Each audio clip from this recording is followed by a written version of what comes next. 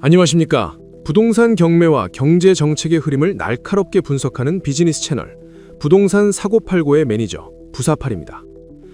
여러분, 오늘 이 영상의 시작은 질문 하나로 열어보겠습니다. 여러분은 대한민국 국가가 운영하는 인터넷 등기소에서 발급받은 등기부 등본 정말 100% 믿어도 되는 걸까요? 아마 10분 중 9분은 당연히 나라에서 떼어준 건데 믿어야지, 그걸 안 믿으면 뭘 믿나? 라고 답하실 겁니다. 하지만 지금부터 제가 드리는 말씀은 여러분의 상식을 완전히 뒤흔들 것입니다. 결론부터 말씀드리면 대한민국 법원은 등기부 등본의 공실력을 인정하지 않습니다. 즉, 국가가 발급한 서류를 믿고 거래해서 집을 잃더라도 국가는 여러분에게 우리는 서류 형식만 봤을 뿐 그 내용의 진실성까지는 책임지지 않는다라고 말합니다. 이게 과연 남의 일일까요? 10년 넘게 아끼고 아껴서 마련한 5억 원짜리 집이 어느 날 갑자기 날라온 법원 소장 한 장에 공중분해되는 현실. 오늘 저 부사팔이 부동산학 전공 지식과 수많은 경매 실무 경험을 바탕으로 왜 이런 말도 안 되는 일이 벌어지는지, 그리고 우리는 어떻게 내 재산을 똑똑하게 지켜내야 하는지 그 구체적인 실전 대책을 심층 분석으로 낱낱이 파헤쳐드리겠습니다. 실제 사례를 하나 들어보겠습니다. 제 지인 중에 성실하게 돈을 모은 42살의 A씨가 있었습니다. 이 친구는 정말 지독했습니다. 15년간 회식도 줄이고 중고차만 타면서 아내와 함께 4억 5천만 원을 모았습니다. 여기에 부모님 지원 5천만 원을 더해 총 5억 원으로 경기도에 내 집 마련을 했죠. A씨는 초보자가 아니었습니다. 계약 전날, 계약 당일, 잔금 당일 총 3벌이나 등기부 등본을 뗐습니다. 등기부는 근저당 하나 없이 깨끗했습니다. 집주인 신분증 대조는 물론 법무사를 통해 등기 이전까지 마쳤습니다. 그런데 2년이 채 안 된 어느 날 법원에서 근저당권 회복 청구 소송 소장이 날아옵니다. 알고 보니 전 집주인이 사기꾼이었습니다. 전 집주인은 은행 대출을 갚지도 않았으면서 은행 법인 인감과 상환 완료 확인서를 정교하게 위조했습니다.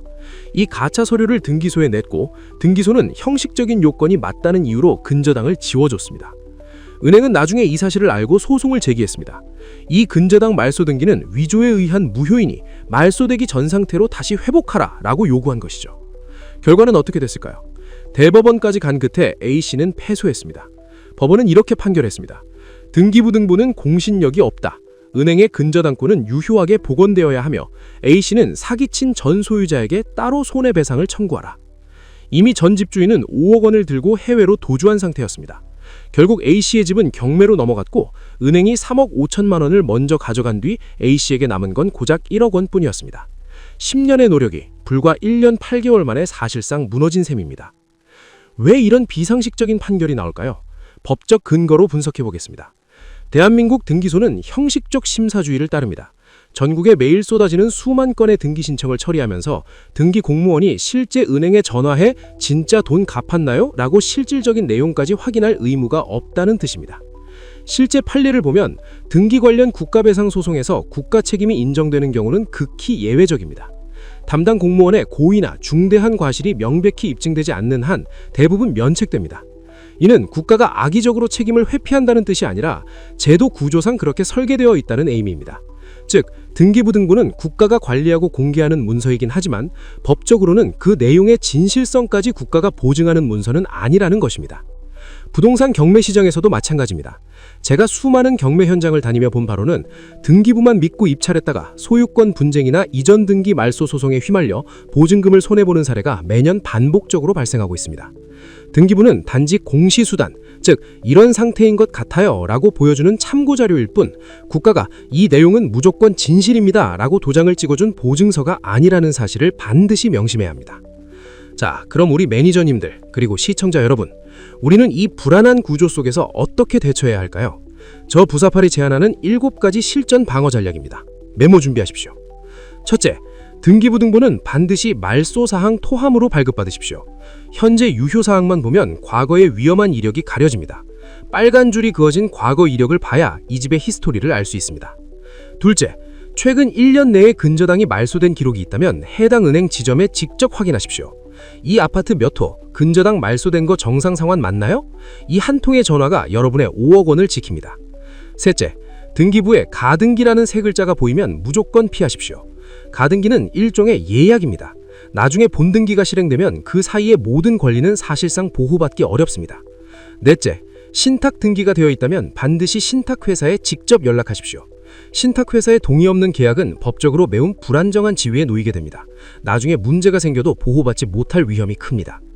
다섯째, 채권 최고액을 확인하고 실제 대출금을 계산하십시오. 보통 은행은 대출금의 120%에서 130%를 설정합니다. 이 수치를 나누어 실제 원금을 파악하고 내 보증금과 합쳤을 때 시세의 70%에서 80%를 넘긴다면 그 계약은 매우 위험합니다. 여섯째, 전세보증보험 가입과 매매 특약은 필수입니다. 전세라면 허그나 SGI 보증보험에 반드시 가입하시고, 매매라면 근저당 설정이 없는 현재 상태를 잔금일까지 유지한다, 위반 시 배액 배상 및 계약 해제를 요구할 수 있다는 특약을 반드시 넣으십시오. 일곱째, 권원보험 가입을 고려해 보십시오. 권원보험은 서류 위조나 사기 등 보험 약관이 정한 범위 내에서 소유권 상실 위험을 보장해줍니다. 보험료가 약 10만 원 초반대로 개인이 마련할 수 있는 가장 현실적인 안전장치 중 하나입니다. 앞으로의 부동산 시장은 더욱 복잡해질 것입니다. 고금리와 경기 침체가 지속되면서 시스템의 허점을 노리는 사례가 늘어날 수 있습니다. 부동산학적으로 볼 때 이제 우리는 공공인프라에 대한 무조건적인 맹신에서 벗어나야 합니다. 과거에는 관행적으로 넘어갔던 부분들이 이제는 치명적인 자산 손실로 돌아오고 있습니다. 따라서 정책이 나를 지켜주길 기다리기보다 스스로가 정책과 법률을 활용해 방어막을 쳐야 하는 시대입니다. 정리하겠습니다. 오늘 살펴본 사례들은 단순히 개인의 부주의가 아니라 등기제도의 한계와 정보의 비대칭성이 결합된 구조적 문제입니다. 우리는 이제 각자가 스스로를 지켜야 하는 시대를 살고 있습니다. 국가가 내 재산을 완벽하게 보호해주지 않는다는 사실을 인정하는 것부터가 진짜 자산관리의 시작입니다. 등기부등본은 참고서이지 보증서가 아님을 다시 한번 가슴에 새기십시오. 여러분의 소중한 재산은 오직 지식과 꼼꼼함만이 지킬 수 있습니다. 오늘 영상이 도움이 되셨다면 구독과 좋아요 부탁드립니다.